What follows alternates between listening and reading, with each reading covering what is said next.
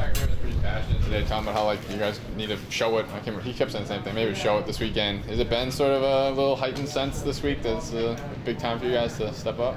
I think the word I read or he used was unacceptable, which I agree. Just hasn't been good enough to our standard. This execution just hasn't been good enough. So I think we know that as players as well. That's the same message. So we got to be better on defense.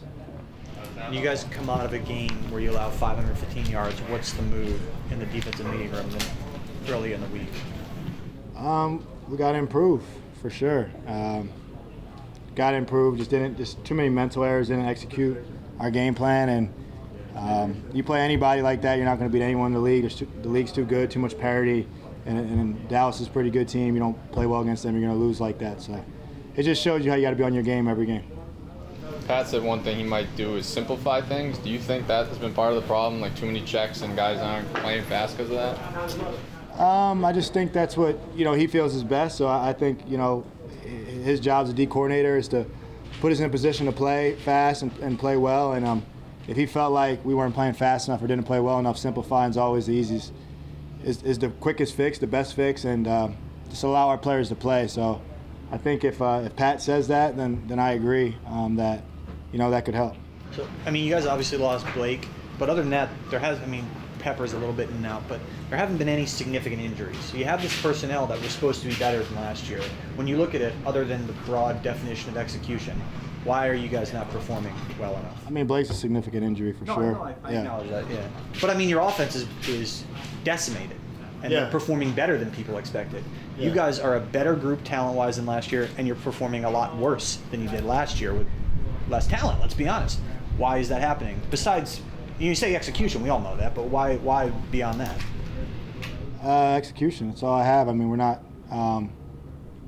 every game, every play is different. Why? It's not like the same thing every play.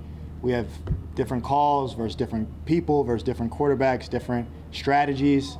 And regardless, I said this before, whether you lose by 1 or lose by 100, you go out trying to win the game. So if the game plan or you're not executing that play and it ends up to a touchdown to a good team, to a bad team might end up to a 5-yard gain. So regardless, to me it all comes down to execution. We have talent, so we're just not executing it cohesively as a unit. And defensively, if you're an individual or a me guy, you shouldn't play defense. Defense is the ultimate team. There's a difference between offensive guys and defensive guys. And defensive guys, you don't know when your play is getting called because you don't know what the offense is going to run. So you got to execute the defense, and everyone shares the glory because you don't really call your own plays. You got to react to what the offense is doing. So it's an ultimate team sport, ultimate team side of the ball. So I think it does come down to execution. You sense an anger from the defense? Like you guys ticked off about what's been going on? There's urgency. But anger, there's disappointment, but at the same time, this is football, man. It's competition. And win, lose, or draw, you got to go out the next week. A lot of guys play a lot of games in their career, and it's all about the next week in the NFL. So I definitely think guys aren't proud of the performance in the past, but you still got to get ready to put your best foot forward this week. So however you want to put it, however the words may be, I think that there's some sense of urgency over here. With the way you guys have been playing, and now you don't get slouches this week against the Rams, right? So, how much of a step up is it going to have to be to not just play better than you've been playing, but play well enough to go against these guys and Stafford and Cup and everything? I don't think you're ever going to hear me up here calling any team a slouch, Every week you got to bring it. It's the National Football League. Everybody's got first-round picks. Everyone's got college All-Americans. Everyone's got Pro Bowlers. You can – back in the day, you used to play the Lions, worst team in the league, you still had a matchup with Megatron. That's the NFL. There's guys at every position. We know the guys they have on their team. Their team's filled with stars. They have some really highly paid, star-studded talent, really good receiving core. They're good at running the ball, a really good quarterback, a good offensive scheme. So that's just the challenge, but that's what you sign up for, and we got to go ready to embrace that and attack that. You guys faced them last year. How much different are they with Stafford at quarterback?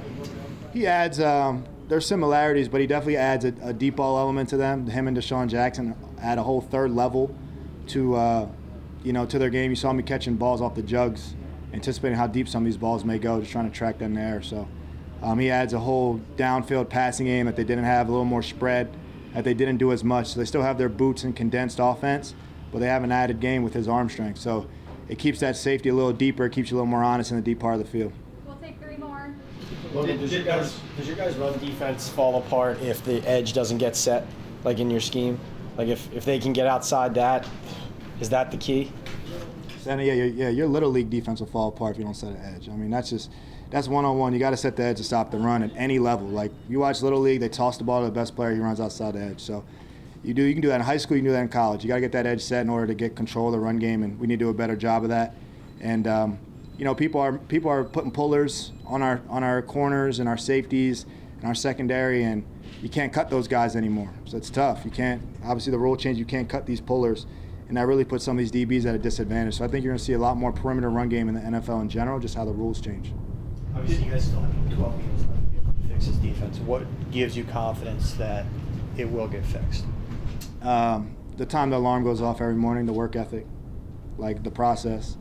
I've been in the league long enough, understanding, been in wins and losses enough, how hard the group's working. Sometimes the result doesn't always come right away or when you want it or whatever, but I do believe that that work ethic and does lead to execution. So obviously you only get one test a week, that's on Sundays, but seeing the process out here, having a great day of practice like today, being really clean is a good first step.